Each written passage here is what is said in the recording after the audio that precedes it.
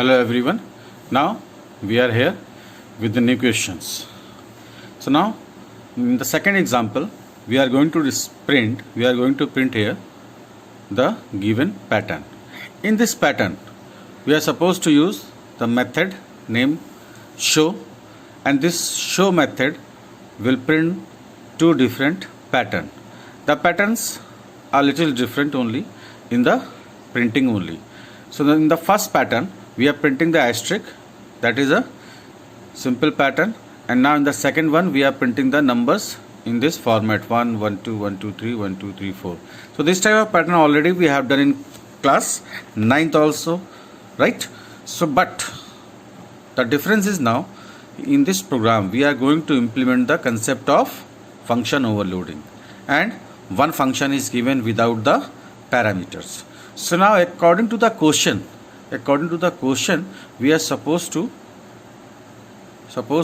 use a parameter for the above problem.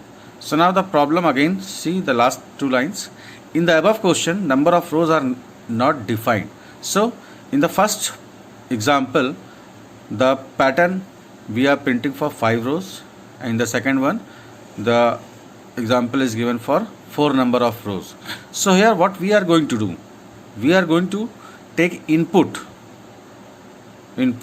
from the user, enter number of rows. So because the number of rows are not fixed in the questions, so we can take input as well as we can pass the fixed number of rows also. That depends on you only. So now whenever you are doing function overloading programs, so always keep in mind that the main function body, the main method is always optional. If it is not mentioned in the question कि we are supposed to write the main, so you can skip that main function if you want. Or one more thing, in the function if you are you are writing the main function, and if you don't want to take input because sometime you are not having much time, so in the board also or in the internal exam also you can skip the input part as well as the whole main method. If you are not using if you don't want to use the scanner class, so instead of that you can use the constant values also that I have shown in the last example. So like that you can use in each and every function overloading program. So now for this problem just focus on the next example, not the example here, the same example we are going to implement, right? So for that, so the first thing is what will be the parameters we are supposed to use. See, the number of rows we cannot use double, we cannot use float. So here we are going to use the number of rows as whole number. So for the whole number, please look at here, we are using the simple program here. Now the pattern is here. Now first of all we are using void show, and we are receiving a single parameter for number of rows, that is R here.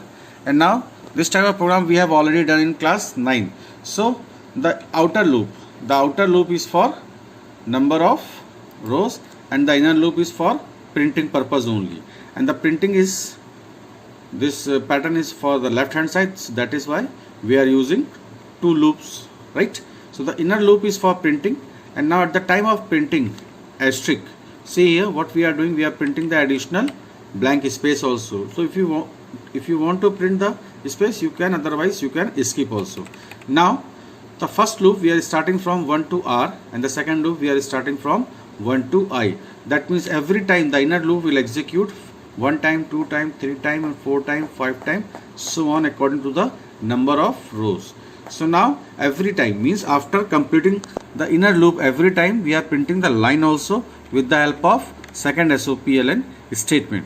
So now using this we are getting the first output. Now see the second definition of the same method, void show, but this time instead of integer we cannot use int because the single parameter is required, or you can take input in the main in this method also. So instead of taking input in the method we are passing the parameter of whole number. So this time instead of int we are using byte, or if you want to use short or long, that also you can use. That is up to you, because this is not mentioned in the question what type of parameter you are supposed to use. So of your choice you can assume, right? So here I am assuming byte type. So here the same working, but instead of printing asterisk, we are supposed to print the values. So now the inner loop we are printing, because the inner loop will start from 1 to I, that is 1 to 1, then 1 to 2, 1 to 3, 1 to 4, like this. And every time while printing we are printing the blank also, as you can see here. And after that we are printing the line every time, right? So now just after executing this, please see the main function. So the calling is very, very important in this part, because both fixed value what we are passing here, that is of whole number.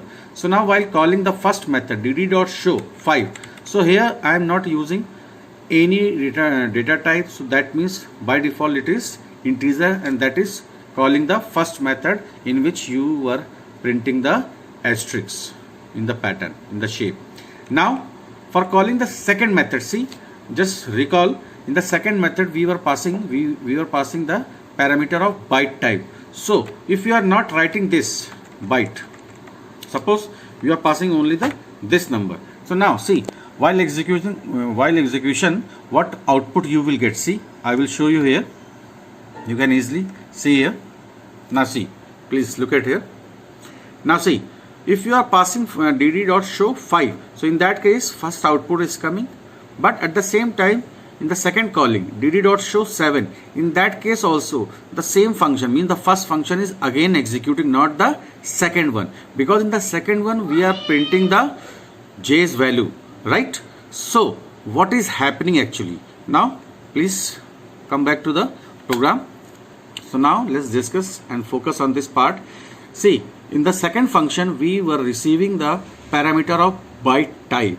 So if you are not casting this 7 into byte, so it will execute the first method.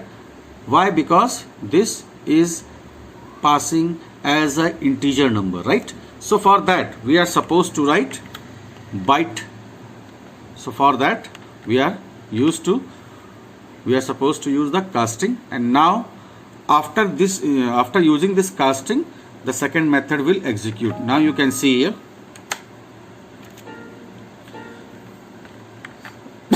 now you can easily see the output.